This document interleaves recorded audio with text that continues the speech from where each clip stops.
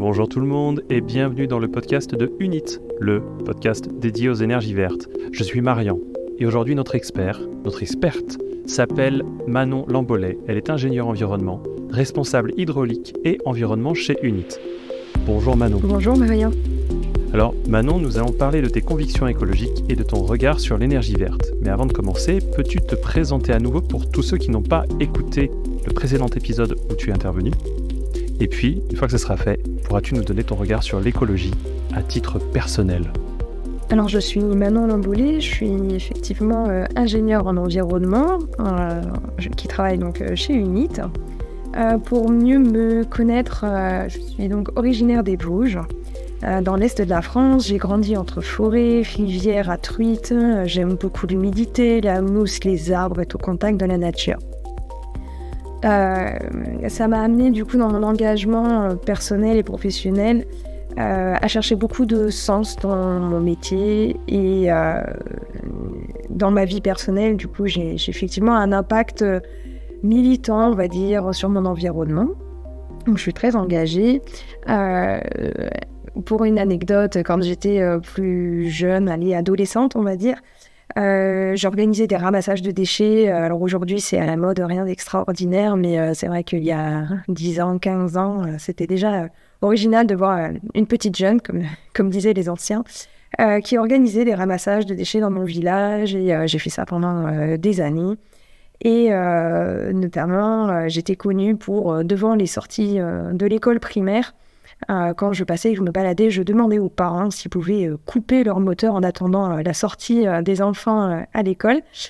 Et je leur disais, est-ce que vous pouvez vous couper votre moteur parce que ma planète est en train de mourir. Et du coup, je pense que vous pouvez attendre vos enfants, mais sans le moteur qui tourne, ça fera pareil.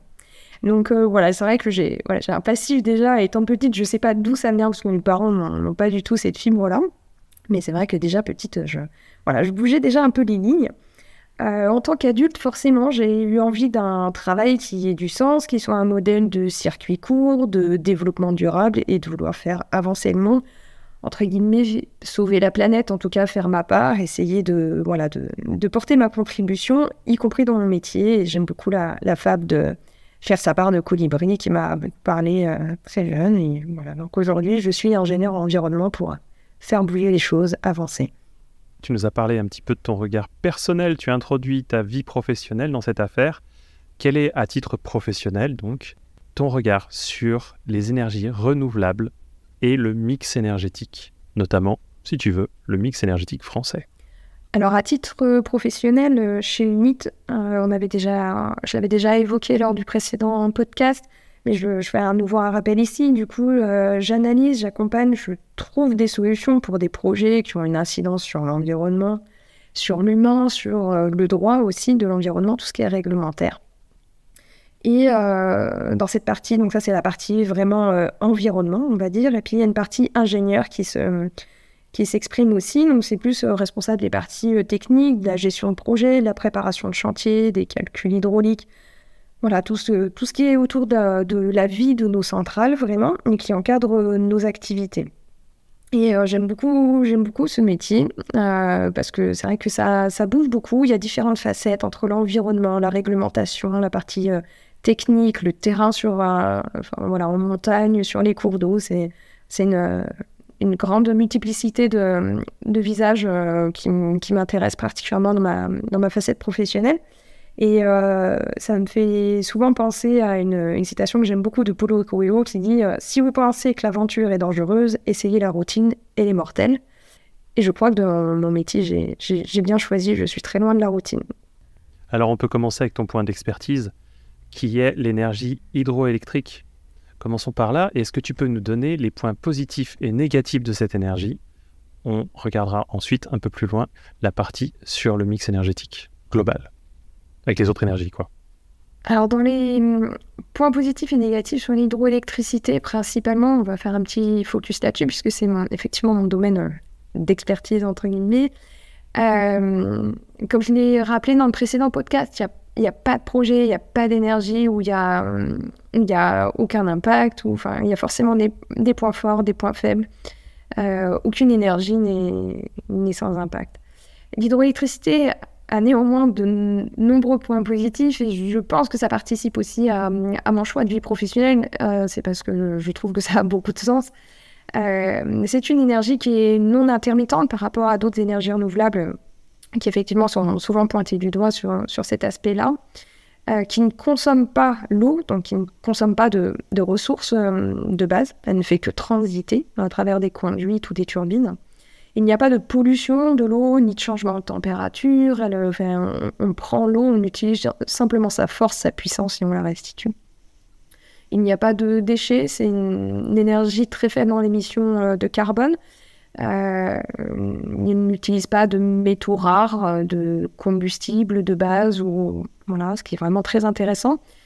Et également, c'est une énergie qui est très ancienne, qu'on utilisait on va dire avant le Moyen-Âge, la force motrice de l'eau, pour les farines, les moulins, faire de l'huile, pour les scieries, pour faire des outils avec les forges. Donc, c'est quelque chose qui est quand même bien maîtrisé, qui est sûr également, de par son ancienneté. Et bien qu'elle soit très ancienne, c'est l'énergie aujourd'hui où il y a le meilleur rendement énergétique, toute énergie confondue, y compris le nucléaire. C'est quand même assez étonnant d'avoir une énergie qui est aussi ancienne et puis qui soit encore aussi performante aujourd'hui. Sur la partie, on va dire, plus humaine, c'est une filière d'emploi aujourd'hui qui est importante. Il y a plus de 30 000 emplois directs et indirects signalés donc en 2020. Et c'est surtout sur des zones qui sont rurales, isolées, en montagne, qui offrent des débouchés, des métiers là où aujourd'hui on en cherche. Je pense aussi dans la partie humaine, il y a donc sur les territoires ruraux et assez isolés, et il y a l'aspect aussi de revenus aux communes. On entend souvent, l'hydroélectricité pour l'hydroélectricité privée, ça ramène beaucoup d'argent simplement aux propriétaires, le droit de l'eau est commun, etc. Bon, n'empêche qu'il y a quand même une grande partie des revenus qui sont reversés aux communes et sur les territoires sur lesquels les installations sont installées. Donc il y a les taxes, les impôts liés aussi aux entreprises, à l'utilisation du foncier, etc. Ça représente quand même en recettes publiques 1 500 millions d'euros en 2020, ce qui me semble quand même pas négligeable. Donc je trouvais que c'était intéressant aussi sur la partie, on va dire, plus économique. Et puis, je sais que moi, je suis sensible à ça aussi, c'est tout ce qui est architectural, patrimonial, industriel, etc. Je trouve que c'est une sauvegarde aussi de bâtiments et de souvenirs de métiers anciens qui existent encore aujourd'hui, qui façonnent nos villages français, nos campagnes. Et, si on a l'œil un peu affûté, c'est vrai que quand on se balade en vacances, etc., on voit dans quasiment tous les villages qu'il y avait l'usage, en tout cas, de la force motrice de l'eau. Et je trouve que c'est des bâtiments à entretenir et à conserver. Il y a aussi tout ce qui est les études environnementales qui sont payées par les hydroélectriciens. Je trouvais que d'un point de vue écologique, du coup, on produit de l'énergie renouvelable et puis également, ça nous permet de développer plus de connaissances de nos milieux. Le fait d'avoir un revenu nous permet de pouvoir financer des études. On a une meilleure connaissance de nos milieux, des poissons, des libellules. On fait souvent des inventaires. Et c'est vrai que s'il n'y avait pas ces ouvrages-là sur les sites, effectivement, on ne ferait pas autant d'études. Donc je trouve ça intéressant en fait de se dire que d'un côté, on produit de l'énergie renouvelable, on peut avoir une incidence sur l'environnement, mais du coup, on le connaît aussi d'autant mieux. Et ça, je trouvais ça intéressant. Enfin, en tout cas, j'avais envie de le mentionner. Dans son fonctionnement, l'hydroélectricité, bien qu'elle soit non intermittente, en général, elle a plus en fonctionnement en hiver qu'en été. Effectivement, les cours d'eau ont un niveau d'eau plus important, il y a la fonte des neiges, on a des périodes du coup d'utilisation de l'électricité qui sont fortes en période de pointe par les Français. Et puis en face, on a du coup une énergie qui a sa capacité maximale, entre guillemets, sur cette même période. Donc je trouve que c'est cohérent avec nos usages. Et enfin, il y a plein d'autres services qu'on ne voit pas toujours, qui sont par exemple le refroidissement de centrales nucléaires. Donc du coup, on maintient un niveau d'eau dans les grands fleuves qui permet de pouvoir refroidir les réacteurs des centrales nucléaires. ça va faire la transition, je pense, avec le mix énergétique. Donc le besoin du coup des uns et des autres, hein, des unes et des autres énergies. Ça dilue par exemple les rejets des stations d'épuration, ça permet aussi l'irrigation agricole tout simplement pour avoir de la production alimentaire. On a également des centrales, nous pour le coup, où on donne des niveaux d'eau particuliers dans les cours d'eau à la demande de sport, par exemple pour le canoë, pour le raft, etc. Créer en fait des conditions qui permettent aux sportifs et au tourisme de pouvoir s'exprimer. On connaît également des grands lacs qui sont en fait devenus maintenant des hauts lieux touristiques. Je pense des lieux de baignade comme le lac de Serre-Ponçon. Quand on va faire une randonnée dans les Alpes, le lac de Roseland qui est juste magique. C'est devenu maintenant des lieux d'intérêt touristique. Je pense aussi effectivement au Verdon avec le lac de Sainte-Croix. Et tout ça, ça amène aussi ce que j'appelle l'aménité environnementale, c'est le service qu'apporte l'hydroélectricité simplement au paysage, en fait, d'apporter quelque chose de beau dans le paysage. Quand on va faire une randonnée, c'est vrai que quand il y a un lac, un barrage, on apprécie la présence de l'eau. Et je trouve que ça façonne nos paysages. Alors, on peut y voir du beau, on peut y voir du moins beau, mais voilà, je trouve que c'est quelque chose qui est agréable. Et en général, les lacs de grande hydroélectricité, du coup, sont devenus des lieux de visite et des lieux de pique-nique, etc. Et je trouve ça très chouette, en fait, que ça attire, du coup, les personnes, tout simplement, près de ces énergies-là. En fait, c'est aussi des lieux qui deviennent des lieux d'accueil.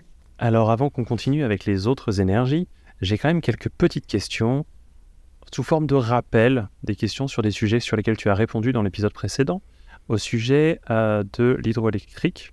Notamment, est-ce que tu peux me dire ce qu'il en est par rapport au réchauffement climatique ? On sait qu'on va vers un réchauffement climatique, on sait que la France va être plus touchée que la moyenne des autres pays, on sait qu'il va donc faire très chaud et que probablement on aura moins d'eau. Est-ce que ça va avoir un impact négatif sur l'hydroélectrique en France, de ton point de vue ? Alors oui, l'hydroélectricité subit elle aussi le changement climatique, si je peux dire. Effectivement, les ressources en eau évoluent. On l'a bien vécu d'ailleurs en 2022 et puis encore aujourd'hui, effectivement, les niveaux sont quand même bas. On en entend beaucoup parler sur les nappes, etc., qui ont du mal à remonter. Donc après, il y a deux aspects. Il y a l'eau souterraine et puis l'eau de surface, qui sont deux aspects différents. Donc nous, sur l'hydroélectricité, effectivement, on est plutôt sur l'eau de surface.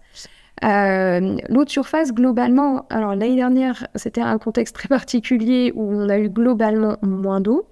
Mais on voit que ces dernières années, au volume annuel, on a quand même le même volume d'eau qui passe dans nos cours d'eau, mais il se répartit différemment.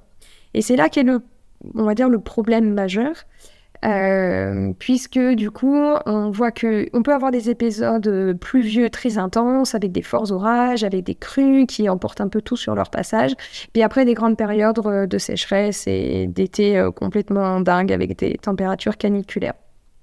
Donc tout l'enjeu de l'hydroélectricité, ça va être d'évoluer dans sa façon de turbiner et de pouvoir se rendre disponible sur les cours d'eau quand l'eau est disponible. Et donc là-dessus, on est en train justement de réfléchir quelles sont nos évolutions à 20 ans, 30 ans, 50 ans. Alors c'est tout du prédictif aujourd'hui. On a du mal à imaginer si au niveau des évolutions de température, si on sera à plus 1, plus 2, plus 3 degrés. Enfin, voilà, il y a plein de scénarios différents. Donc, les projections sur les quantités d'eau sont difficiles à évaluer pour les prochaines années.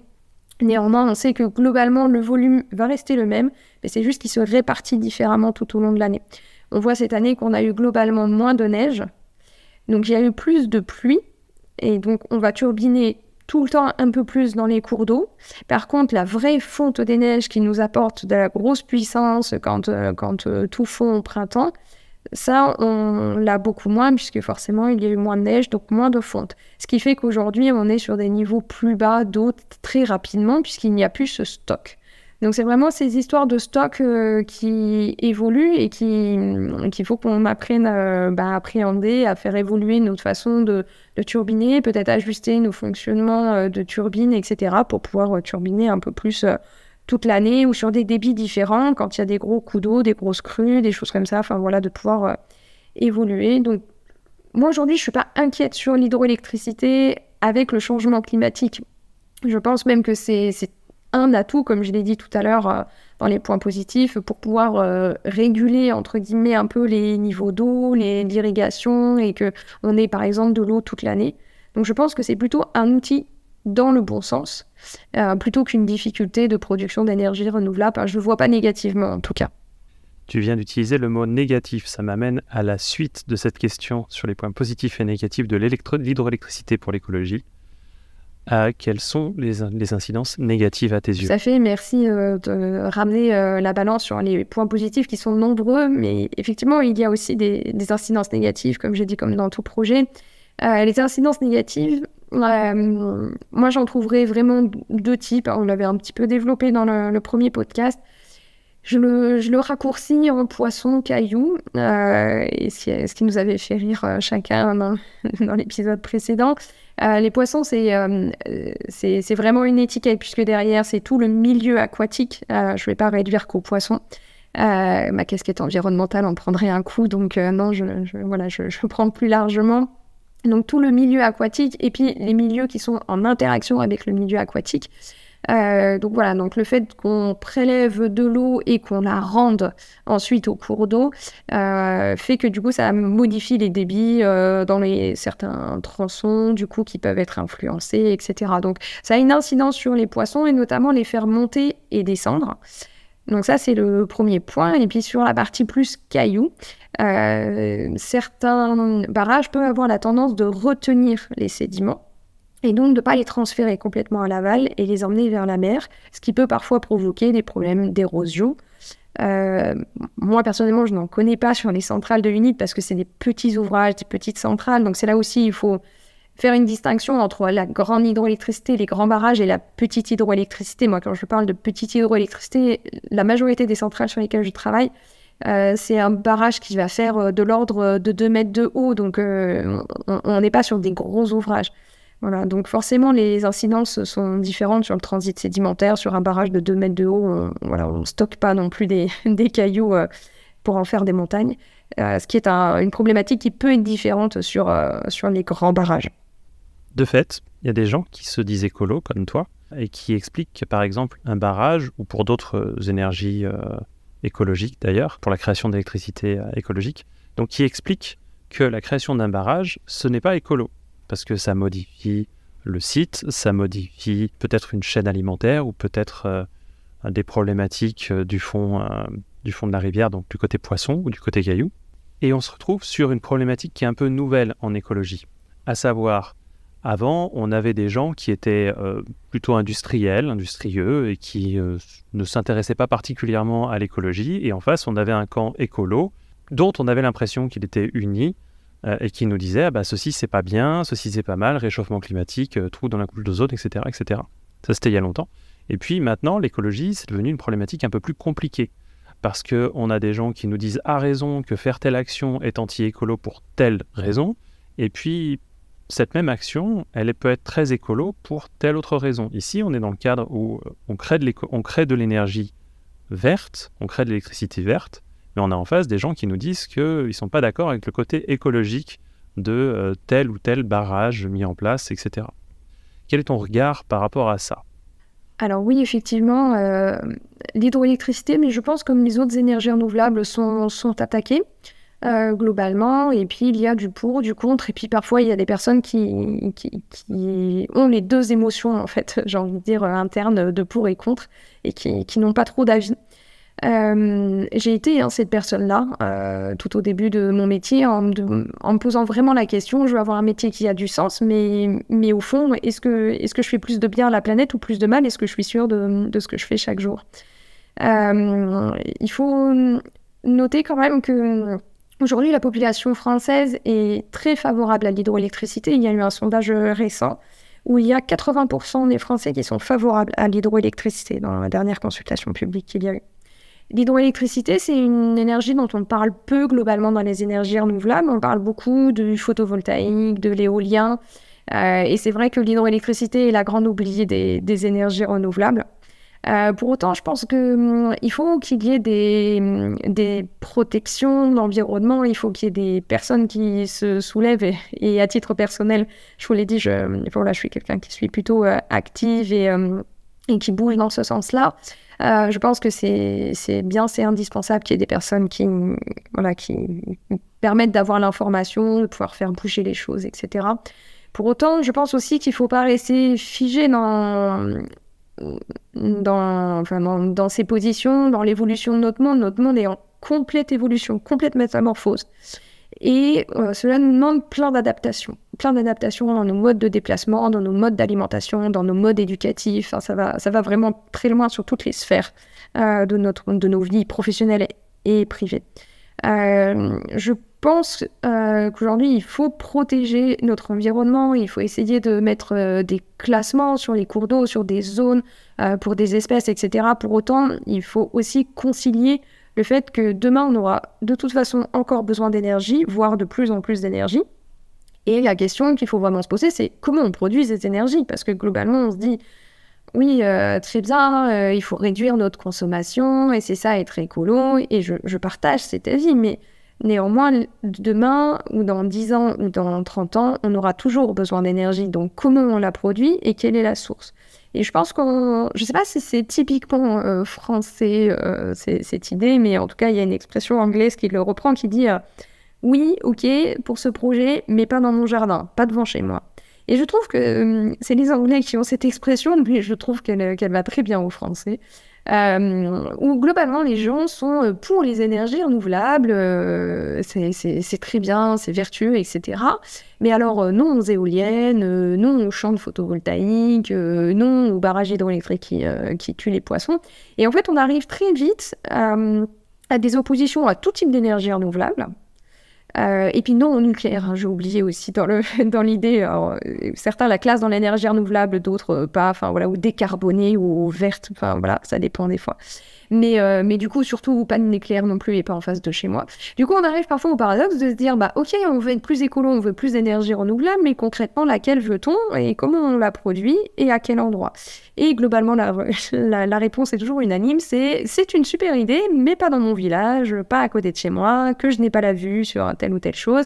Et puis moi, je veux protéger mes poissons, mes forêts, etc. Et je pense qu'aujourd'hui, on catégorise, je trouve que c'est bien parce qu'il y a de plus en plus d'accès à l'information et en même temps parfois à la mauvaise information, si je peux dire. Et du coup, voilà, typiquement, on se dit, ah bah les éoliennes, je suis plutôt contre parce que il faudrait un champ d'éoliennes et ça pollue la vue. Enfin, on est tout de suite dans l'idée du champ d'éoliennes. Quand on parle de photovoltaïque, on me dit souvent, ah oui, mais s'il faut raser des forêts pour pouvoir mettre du photovoltaïque. Non, mais c'est pas ça un projet photovoltaïque. Et quand on me dit, bah oui, mais alors on va tuer tous les poissons dans les cours d'eau. Non, l'hydroélectricité ne tue pas tous les poissons dans le cours d'eau, bien au contraire. Donc voilà, donc en fait on arrive un peu des fois à des paradoxes, des avis qui sont très tranchés, je trouve, et qui sont forcément opposants, et je cherche un mot précis qui ne me vient pas, mais en tout cas forcément c'est difficile d'aller dans une discussion qui est complète, ouverte, avec des vrais arguments quand on connaît mal le sujet, et que surtout on ne le remet pas dans son contexte local, dans son environnement local. Je pense qu'il y a des projets qui sont très bien, des territoires, pardon, qui sont très bien pour faire plus de photovoltaïque, d'autres plus d'hydroélectricité, typiquement dans les grandes montagnes, les Alpes, les Pyrénées, etc. Ne pas faire d'hydroélectricité, je trouve que c'est une ineptie. Et puis, peut-être qu'au plein centre de la France, côté sud, c'est peut-être une bonne idée de mettre du photovoltaïque. Donc, je pense qu'il faut faire aussi localement avec les ressources qu'on a. Et je pense que toutes les énergies renouvelables doivent avoir leur place. Je pense qu'il ne faut pas en préférer, entre guillemets, une que l'autre. Elles ont toutes une place et elles ont toutes des incidences positives et incidences négatives, et qu'il faut trouver localement ce qui va le mieux et essayer d'avancer avec le plus d'informations et de connaissances de notre milieu possible. Oui, il y a un point par rapport à ça qui est sur une question compliquée, avoir des gens qui apportent des réponses simples et dogmatiques et qui refusent d'entrer dans la nuance, généralement, c'est pas bon signe, et ça marche aussi bien en écologie qu'ailleurs. Alors ça nous ramène sur la question du mix énergétique français. Alors pour que les gens puissent se faire une grande idée, reprends-moi Manon si jamais je fais des erreurs. Donc on a par exemple sur le mix énergétique au global français, on a 41% de produits pétroliers raffinés, on a à peu près 20% de gaz naturel. Pour le reste, on va avoir des énergies thermiques, notamment avec des énergies renouvelables, et puis de l'électricité à 25%. Donc ça, c'est le mix global. Et si on rentre dans l'électricité, alors là, ça devient plus proche du sujet de ce podcast. On a le nucléaire à 62%, l'hydraulique en deuxième position, et ça, les gens l'ignorent souvent, ils s'en rappellent rarement, à peu près 11%, l'éolien à 8,5%, le solaire, alors c'est les chiffres 2022 pourtant, à seulement 4,2%. Peut-être que Xavier me reprendrait sur ces chiffres, d'ailleurs. Je lui reposerai la question sur un prochain épisode. Le gaz à quasiment 10%. Charbon minimum à 0,6%. Mais c'est très polluant le charbon. Et un autre à 3%. Donc divers. As-tu des observations de ton côté sur ce que je viens de dire, si je me suis trompé déjà, et sur le mix électrique ou le mix énergétique français? Alors non, je ne vais pas te reprendre. J'ai à peu près les mêmes chiffres que toi, je pense peut-être au pourcent près. Ça me fait réagir effectivement parce que on voit que évidemment on a le nucléaire qui est devant en France, ce qui n'est pas le cas dans le monde. Mais en France, on a un visage particulier de nos énergies renouvelables. Et ce que j'aime, c'est que l'hydroélectricité est la première source d'énergie renouvelable de notre pays. Donc je trouve ça vraiment très chouette. Et puis c'est la deuxième source d'électricité en général, donc elle n'est pas négligeable. Dans le monde, c'est très différent. L'hydroélectricité, elle constitue la troisième source de production électrique mondiale, derrière le charbon, qui en France n'est quasiment plus utilisé. Au niveau mondial, le charbon représente encore 40%, et le gaz 19%. Donc on voit que on a un équilibre en France qui est différent et qui est nettement moins polluant, notamment vis-à-vis du charbon et du gaz. Voilà. Mais du coup, effectivement, l'hydroélectricité est la première source d'énergie renouvelable en France. Elle est très développée et elle permet encore aujourd'hui de se développer petit à petit. Et je trouve ça vraiment chouette de se dire on a une énergie qui est très ancienne, qui a été la première énergie renouvelable développée dans le temps, qui est encore très présente aujourd'hui. On voit qu'on constitue vraiment notre socle là-dessus. Que pour autant, notre environnement n'est pas complètement dégradé, qu'il y a encore des poissons et des crayons dans nos cours d'eau, entre autres. Et puis, qu'il y en a des nouvelles qui émergent et qui viennent faire un complément, sur leur intermittence entre le jour, la nuit, les saisons, etc. Et ça, je trouve ça très chouette. Et comme toi, je partage la surprise de voir que le solaire est encore loin de l'éolien. Je pensais qu'elle se valait plus que ça. Mais effectivement, il y a quand même du simple au double. Et donc, j'espère que Xavier va pouvoir développer à fond le solaire pour vite rattraper l'éolien. Je lui souhaite en tout cas. Alors, pour ceux qui se demandent qui est Xavier, en fait, c'est l'expert le plus régulièrement interrogé sur le podcast et vous pouvez écouter les épisodes précédents pour l'écouter. Il est très intéressant. Reprenons pour la suite, on a donc parlé un petit peu du mix énergétique. Reprenons sur ta partie écolo. Tu l'as dit en intro, très très vite, mais je l'ai entendu parce que c'est pas la première fois que tu m'en parles. Tu m'as parlé de la fable du colibri. Alors, la fable du colibri, je ne saurais la reproduire textuellement au mot près. Je veux bien que tu nous la partages alors, et comme ça je peux rebondir après dessus. Alors, c'est une légende, on dit que c'est une légende amérindienne. Un jour, dit la légende, il y a eu un immense incendie de forêt. Tous les animaux, terrifiés, atterrés, observaient impuissants le désastre qui s'étendait sous leurs yeux. Seul le petit colibri s'activait, allant chercher quelques gouttes avec son bec pour les jeter sur le feu. Après un moment, le tatou, agacé par cette agitation qui lui semblait dérisoire, lui dit « Mais colibri, t'es pas fou ? C'est pas avec quelques gouttes d'eau que tu vas éteindre le feu. » Et le colibri lui répondit « Je sais, mais je fais ma part. » Donc voilà, c'est ça, la fable du colibri. Et je sais que t'en as parlé un petit peu en amont, et je sais qu'elle te parle beaucoup. Est-ce que tu peux nous expliquer ce que ça veut dire pour toi au niveau de l'écologie ? Alors au niveau de l'écologie, je pense qu'il y a deux aspects. Il y a notre aspect, je dirais, professionnel et puis particulier, privé. Sur l'aspect professionnel, je vous l'ai dit au début, c'était important pour moi d'avoir un métier qui a du sens, qui soit engagé, qui permette de faire avancer le monde. Et je pense que chacun peut faire ce choix aujourd'hui dans son métier ou dans une future conversion s'il le souhaite en quête de sens. C'est un autre sujet. J'apprécie mes différentes casquettes. Je suis effectivement ingénieur en environnement et puis... Je vais t'interrompre un bref instant. Ceci fait rebond avec l'épisode de Sylvain Backer sur l'autonomie électrique qui a été diffusé assez récemment et qui justement vient d'un parcours de reconversion. Voilà, je te laisse reprendre. C'était important pour moi d'avoir un métier qui a du sens, qui soit engagé, qui fait avancer le monde. Et je pense que chacun peut faire ce choix, que ce soit dans un métier initial ou dans une conversion, une évolution de son métier. Et ce serait un autre sujet, peut-être un jour, nous ferons un podcast sur les métiers engagés qui ont du sens. Voilà, moi j'ai fait le choix en tout cas sur une partie de ma casquette professionnelle à UNIT d'être ingénieur environnement pour faire changer les choses, proposer des projets d'énergie renouvelable et essayer d'améliorer, limiter le réchauffement climatique, le changement climatique à ma manière, en tout cas avec les moyens qui me sont donnés. Donc ma petite part de colibri, je ne suis pas sûre de sauver le monde avec ça, mais de me dire que chaque jour j'essaye de faire avancer les choses et de proposer des solutions, en tout cas d'être acteur de solutions. Et puis j'ai d'autres casquettes professionnelles par ailleurs à côté. Notamment par exemple dans la forêt, j'avais parlé de mon engagement important entre forêt et eau, et voilà, donc ça peut s'exprimer aussi à titre privé. Justement sur cette partie privée, chacun peut faire sa part de colibri, me semble-t-il, même si on se pose toujours la question, est-ce assez pour faire bouger les choses?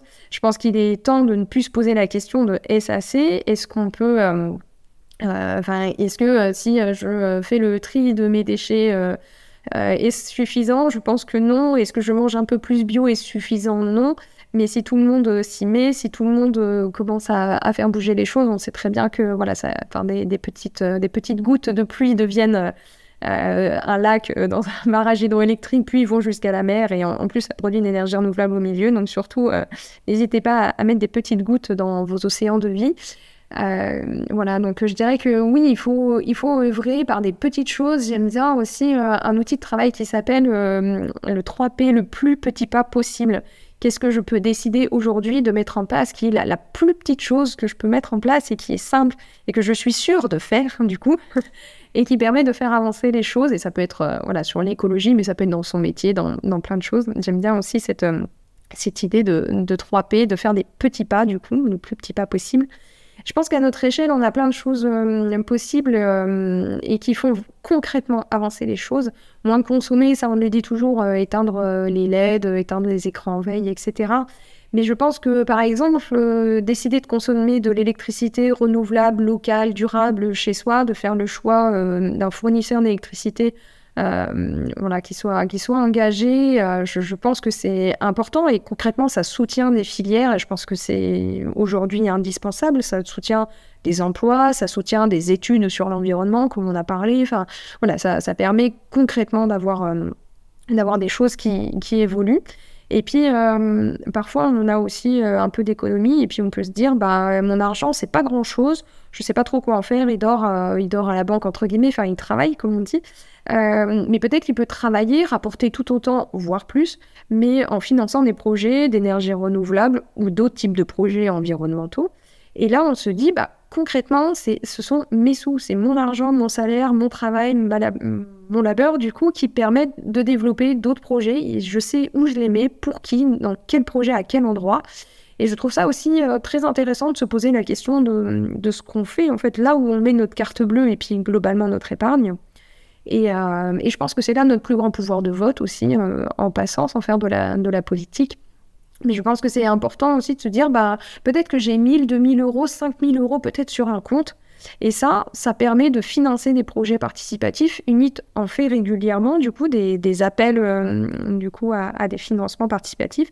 Et je trouve ça intéressant de pouvoir se dire, moi aussi, je peux apporter ma petite pierre. Et peut-être que c'est pas mon métier directement, mais c'est le fruit de mon travail, de mon métier qui permet d'avoir en privé un engagement plus fort.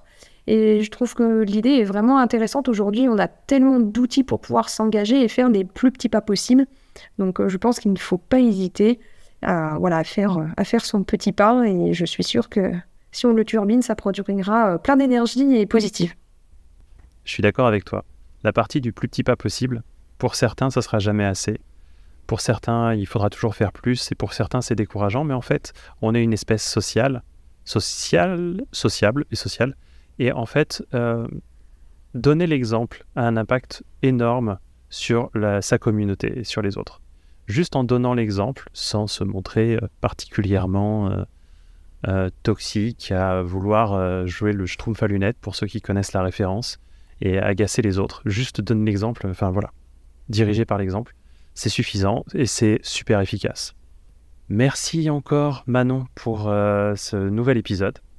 Merci Marion pour ce nouveau épisode ensemble, et puis ces échanges qui sont toujours aussi riches. Merci pour ton écoute. À très bientôt, j'espère. Alors, pour vous qui nous écoutez, je suis Marion Terrasse et je vous présentais le podcast de UNIT, le producteur d'une électricité locale, durable et compétitive. Si vous avez été intéressé par cet épisode, n'oubliez pas de lui donner une bonne note dans votre lecteur de podcast préféré. Pour rappel, chaque année, UNIT recherche, conçoit et construit de nouvelles centrales hydroélectriques en France. Si vous êtes une commune ou si vous avez une rivière que vous pensez exploitable, n'hésitez pas à solliciter UNIT, qui saura vous donner rapidement son opinion sur la faisabilité. Il y aura un lien quelque part dans la description de cet épisode. Dans tous les cas, si ce n'est pas encore fait, abonnez-vous au podcast pour en découvrir plus sur l'avenir de l'électricité verte.